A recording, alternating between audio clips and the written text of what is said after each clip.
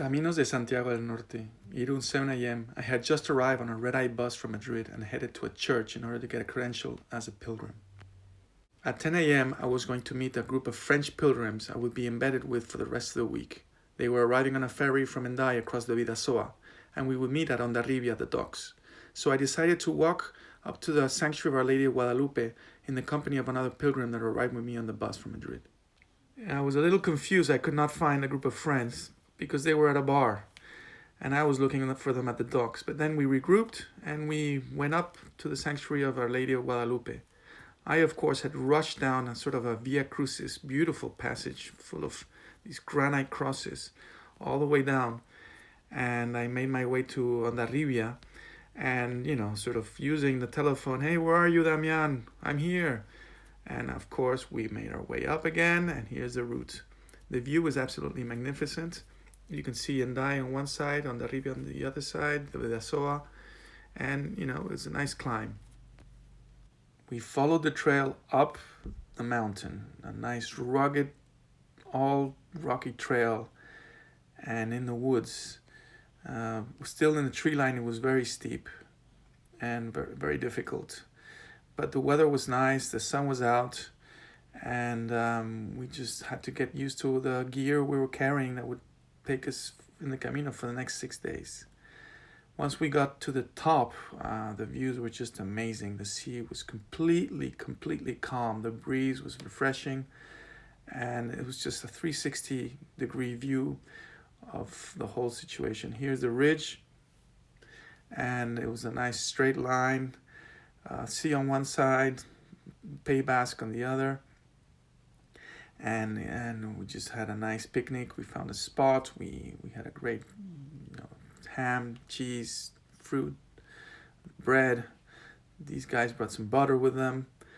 I introduced them to the pimientos asados in a little can I bought. And it's just an amazing morning, completely amazing. That's the view again of Hendaye, the Bidasoa, and then on this side of Hondarribia, and that's Irún. You can see Irún. It's just a fantastic view. We got the pattern: up the mountain and down the mountain, up the mountain, down the mountain. That would be our fate for the next 6 days. This time we descended 500 meters to Pasaya, and it's basically a river estuary. 2 towns, one on each side of the banks, and we headed our way to a spot where everybody could swim and enjoy the rest of the afternoon. Afterwards, we had dinner outside in the terrace. We had some tapas, and we would cross this river on a boat that would charge 90 cents of a euro towards the other side, which was San Pedro, where we were going to stay the night. There we attended church service in Basque, and we had to wait until 10 p.m. until the skipper of the boat let us on board.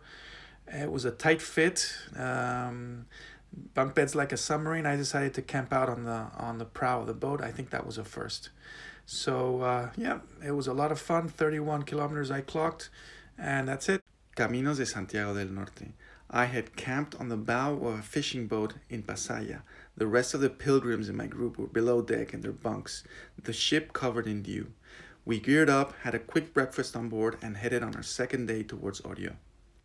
We headed north towards the sea, and a villager told us, "Guys, the way to the Camino de Santiago here is blocked. Head back into town towards a church. There you find another trail that will put you on track." The same church that we had attended the mass service in Basque the night before, the same church where the priest had mildly scolded us for having fallen asleep on the front bench. So as you can appreciate, he was not very pleased with these pilgrims. Anyway, the view was fantastic that morning. That's Pasaya, and here you can see the ridge that we walked the day before. At this spot, our chaplain, Roland, read from the Bible the gospel of the day and gave us a head start. Breakfast on board the fishing boat proved insufficient, as our tracks demonstrate. Here, we just went all over the place. Anyway, finding our way back on track, there was San Sebastián, and it's the most amazing city I've ever seen. And look at that beach. So we headed down. Some of us split into the coffee group. Some of us went in search for chocolate con churros. Here, Maria Christine invited. Then I headed towards the Basilica de Santa Maria del Coro because I needed that stamp. And it was a museum, so okay, fine, let's go inside. Artus, Damian, and I, we appreciated the religious artwork. To my surprise, I found an original painting of El Greco, which, this is a basilica. And I was very, very happy to see that. So we headed back out and continued on our way through San Sebastian. We walked the whole San Sebastian coastline, and I was completely in awe with the beauty of the city and its magnificence. Look at this. I mean, these are beautiful sights. I was also walking with Damian, who was a little too busy with his telephone, making some long distance calls. So we lost the rest of the group. At one point, we headed up the wrong side of the mountain, and we couldn't find the trail again.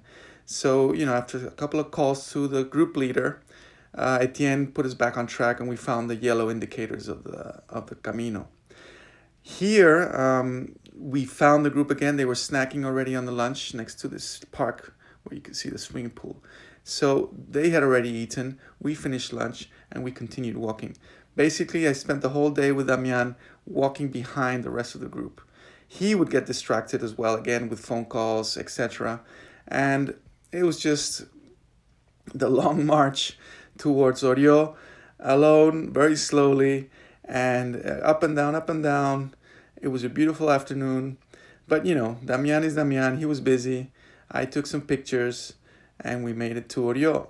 We couldn't find the group until we sort of made some calls again, and we found them in this beautiful lodge for pilgrims. We had dinner there in that terrace, and the following morning we just prepared for the next day. Caminos de Santiago del Norte. We had arrived at Orio the evening before without any batteries in our cell phones, so we couldn't find the hospice for pilgrims where the group was waiting for us. Damian and I found the church, attended Mass in Basque again, and then made our way to a bar where we charged the phones. The following morning, it was rainy, and we headed towards Deva. We hiked under the downpour with our rain gear on, but it wasn't a very pleasant experience. Fortunately, the rain ceased when we saw the coastline of Zarauz, and we were able to enjoy a beautiful morning with a fresh breeze from the sea, and as we walked into the town. It turns out that Zarauz is somewhat of a surface paradise, and Damian was very excited to have arrived since his daughter had spent some time there surfing the year before. Anyway, he took some pictures for his family members to see. Look, here I am at Zarauz surfing. And we, of course, headed the Commando headquarters to a coffee store, a nice terrace, where we had some breakfast. Conversation at the breakfast table turned quickly to, where are we going to sleep tonight? Since we had seen that most of the hospices for pilgrims on the way were all closed due to the pandemic. So here we are cheerfully taking selfies and pictures. Here's Anael and Emma with their father Etienne. And, but the conversation was, hey, we need to find somewhere to stay. I was the only one with a camping tent on my back. Acclaration, by hospice, I don't mean a home for sick and terminally ill. I'm using the archaic term, which is for a lodging for travelers, especially one run by a religious order, okay? Okay, so now it's a medieval cobblestone pathway towards Thumaya, and we're flanked by grapevine fields. And it's just absolutely magnificent. On one side, I'm also, trying to find out where I can get a stamp for my little pilgrim booklet. So I'm peeking into all the hermits and churches that I find on the way, but they're all mostly closed. All of them were closed. As you see, it's low season for pilgrims this year. So we continue, and we're making phone calls. Here's the view of Guetaria. We're making phone calls to different lodging establishments and rural hotels that may have us for the evening. We do find one, and after 5 calls and an intensive negotiation, I think Damian closes the deal with that lady, who for a very short while we called a sorcière because she was very nasty to us on the phone. Anyway, we arrive at Thumaya, and it's just forests and more countryside, and eucalyptus trees. It just reminded me of other places I had visited. For example, in Colombia, in Boyacá region, where my cousins have a farm. And here's the view of Fumaya. And there was sheep, there were horses. It was just absolutely beautiful. Here are the eucalyptus trees. Beautiful, beautiful, beautiful. I couldn't believe it. Of course, in Colombia at 2,500 meters, we did not have a view to the sea. So here we are stopping, taking pictures, and amazed, completely amazed. Beautiful Fumaya. We headed down into town, and wow, yes, this is what I'm talking about. Anyway, Fumaya is a shipyard, and here it's a Norwegian mothership for the installation of wind turbines at sea. Amazing. And this is made here in Fumaya. We found the bench, we found the place where we could have our lunch, and we continued. That was HQ Commando having lunch.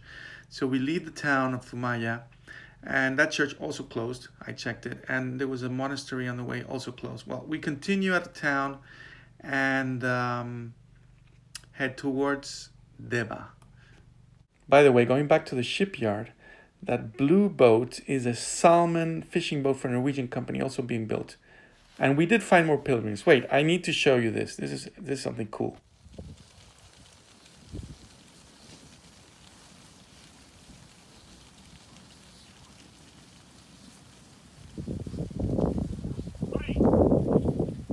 That's a Basque sheepdog in action. Very cool.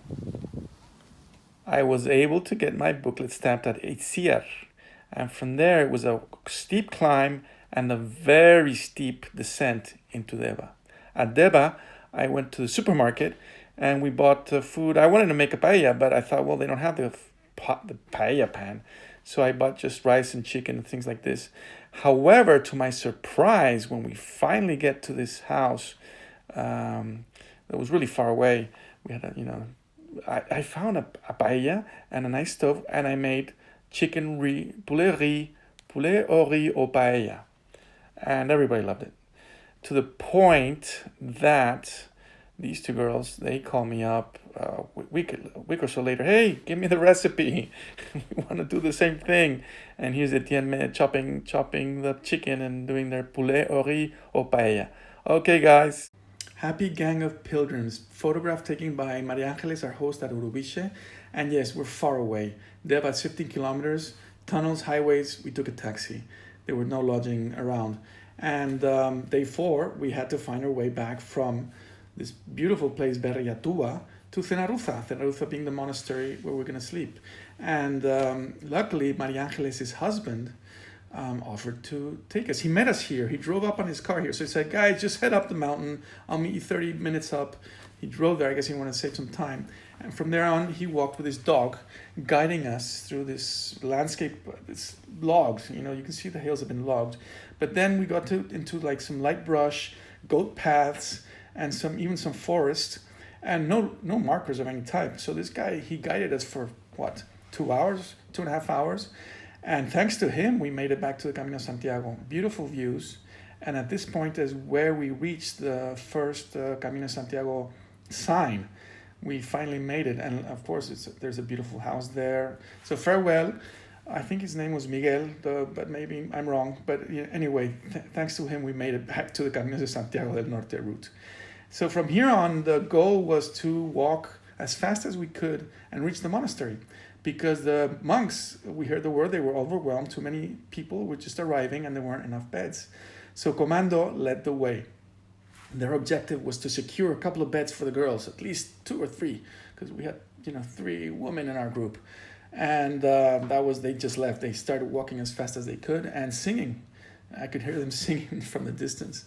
This is a marker of a Civil War battle between the Republicans and the Nationalists. So there's a lot of history here, a lot of Civil War history.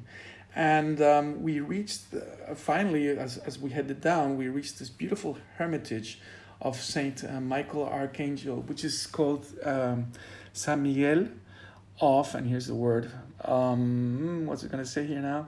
De Aretzinaga. So there's these 3 huge boulders, they're piled against each other, supporting each other. And Saint Michael of Archangel is revered here. it's beautiful structure. So this whole thing that's sitting under a dome, and these rocks are just inside. It's beautiful.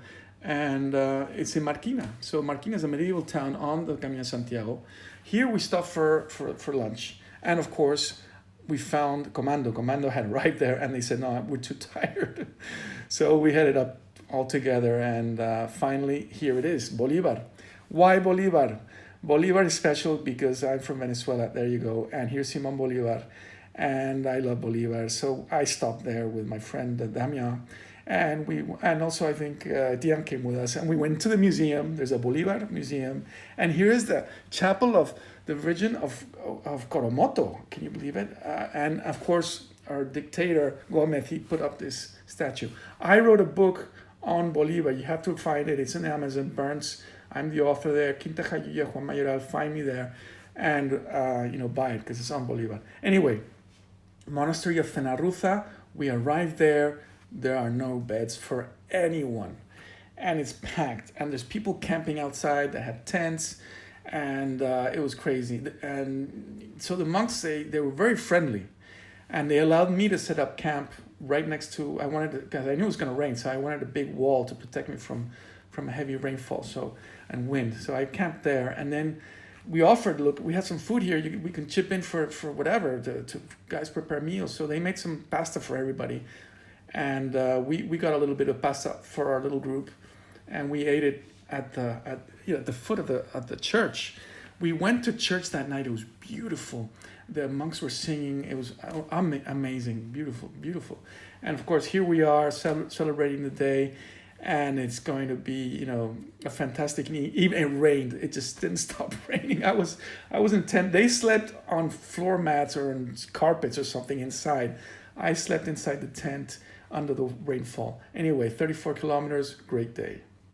Caminos de Santiago del Norte.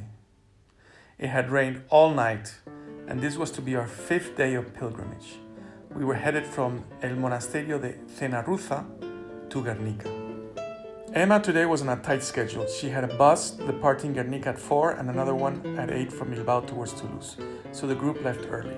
I was trailing behind. I had slept in a tent under the rain, and it took me a while to dry it up before packing it. The rest of the group had slept inside the monastery on the floor mats and mattresses.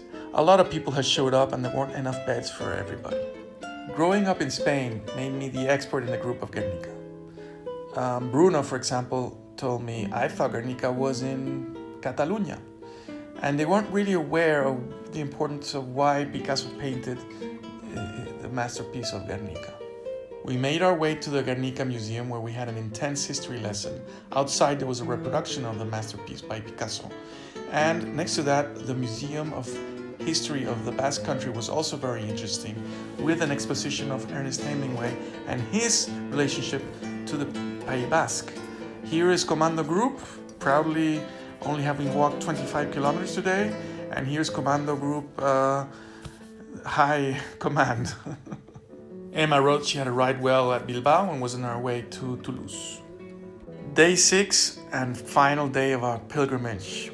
We are headed towards Bilbao, or as they say here, Guernica Bilbo.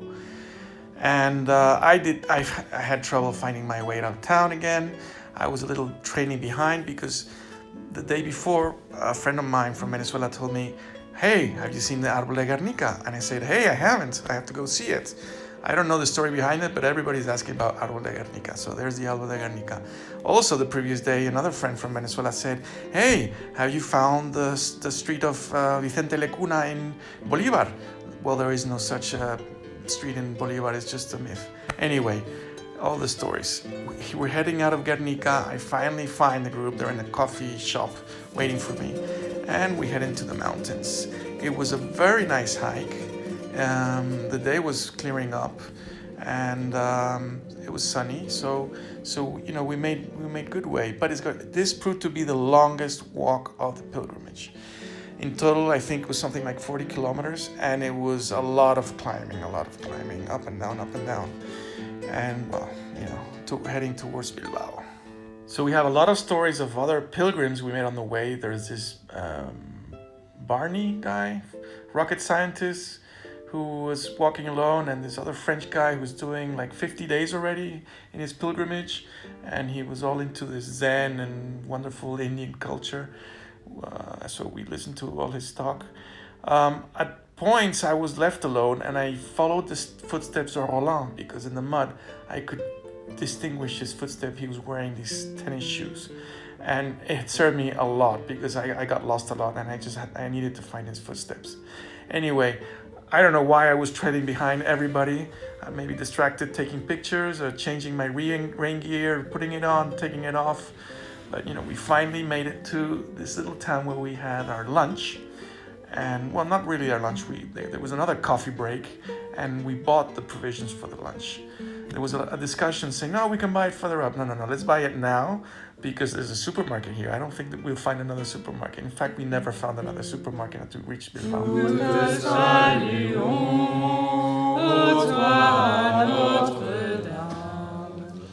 Marie Vierge Sainte, que drape le soleil, couronnée d'étoiles, la lune est sous tes pas, en toi nous est donnée l'aurore du salut.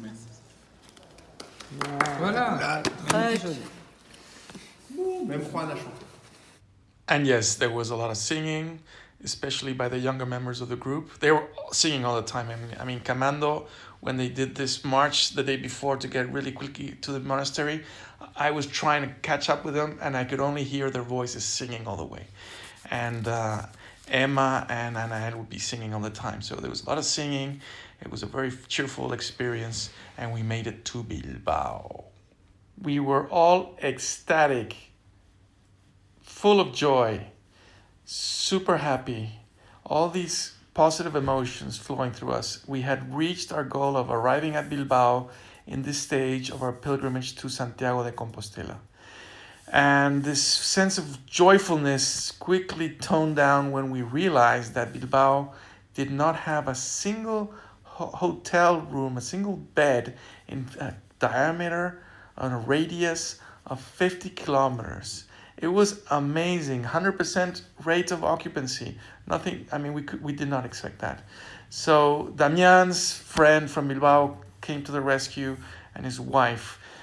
They made several, like 20 phone calls, and found this hostel, youth hostel in the outskirts, and initially booked 7 beds when we arrived there. We had dinner with them, they showed us to the cathedral here, and they drove us in 2 cars. They were just wonderful people. And well, when we arrived at the hostel, those 7 beds miraculously became 8, the last 8 beds in the hostel. After breakfast the following day, we had a small group session with all the pros and the cons and plans for the future. And it was a very emotional moment.